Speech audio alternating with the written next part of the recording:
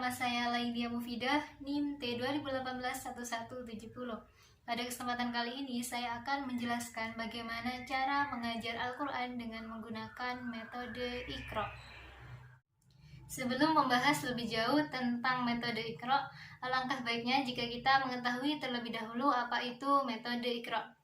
Jadi, metode Iqra ini pertama kali disusun oleh Ustadz Asnad Umam yang berdomisili di Yogyakarta. Metode Iqra merupakan metode pembelajaran Al-Quran yang menekankan langsung pada latihan membaca tanpa dieja. Dalam penerapannya, metode Iqra ini langsung mempraktikkan bunyi A, Ba, Ta, dan seterusnya, tanpa dikenalkan terlebih dahulu istilah-istilah seperti alif, fathah, dhamma, dan sebagainya, sehingga santri lebih mudah dan cepat paham tentang bagaimana cara membaca kata-kata ataupun kalimat Arab. Metode Iqra ini sangatlah mudah untuk diterapkan. Selain itu, metode ini juga sangat praktis dan sistematis. Buku modul atau buku Iqra sangat mudah didapatkan di mana saja dan harganya pun sangat terjangkau.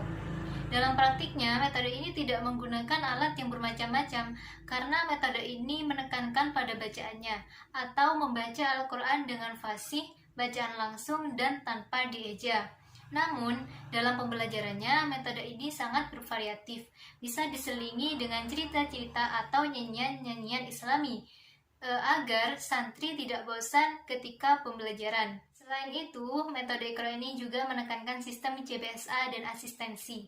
CBSA atau cara belajar siswa aktif, di mana santri akan lebih aktif membaca sendiri setelah dijelaskan pokok bahasanya. Ustadz atau ustadzah hanya menyimak bacaan santri.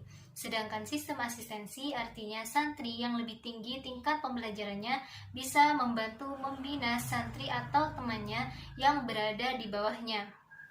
Ustadz atau ustadzah yang ingin menggunakan metode Iqra ini harus menggunakan pendekatan komunikatif, misalnya dengan menggunakan bahasa peneguhan apabila santri membaca dengan benar dan menggunakan teguran yang menyenangkan apabila terjadi kesalahan, sehingga santri nantinya akan termotivasi. Selain itu, buku Iqra juga sangat fleksibel, artinya bisa digunakan untuk segala usia. Cara penyampaian materi dalam metode Iqra ini pada setiap jilidnya umumnya sama. Hanya saja materi yang diberikan dalam setiap jilidnya berbeda-beda. Dalam metode Iqra ini, penyampaian materi bisa dilakukan dengan cara privat ataupun klasikal. Privat yaitu dengan cara ustadz atau ustazah menyimak bacaan santri satu persatu, sedangkan klasikal yaitu dengan cara ustadz atau ustazah memberikan contoh bacaan, kemudian santri mengikutinya secara bersama-sama. Adapun proses pembelajaran Al-Quran dengan metode Iqra ini berlangsung melalui tahap-tahap, diantaranya yang pertama, ustadz atau ustazah memberikan contoh bacaan, kemudian santri menirukannya. Yang kedua, santri melihat gerak-gerik bibir ustadz atau ustazah. Begitu juga sebaliknya, ustadz atau ustazah melihat gerak-gerik bibir santri untuk mengajarkan makhorijul huruf dan menghindari kesalahan dalam pelafalan huruf. Yang ketiga, ustadz atau ustazah menggunakan bahasa yang jelas dan komunikatif.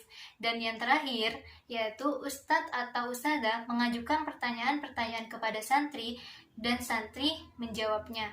Selain memudahkan dalam proses pembelajaran Al-Quran, metode Iqra ini memiliki variasi modul dan warna yang bermacam-macam, sehingga membuat santri tidak bosan dan lebih tertarik dalam membacanya. Buku Iqra ini terdiri dari 6 jilid, di mana dalam setiap jilidnya terdapat buku petunjuk mengajar dengan tujuan untuk memudahkan ustadz atau ustazah yang akan menerapkan metode Iqra ini kepada para santrinya. Nah, buku Iqra-nya seperti ini. Seperti yang telah saya jelaskan tadi, bahwasanya buku Iqra ini terdiri dari 6 jilid dan memiliki variasi warna yang bermacam-macam, yang dapat membuat santri lebih tertarik dalam membaca dan membuatnya tidak bosan. Jadi seperti itulah bagaimana cara mengajarkan Al-Quran dengan menggunakan metode Iqra ini.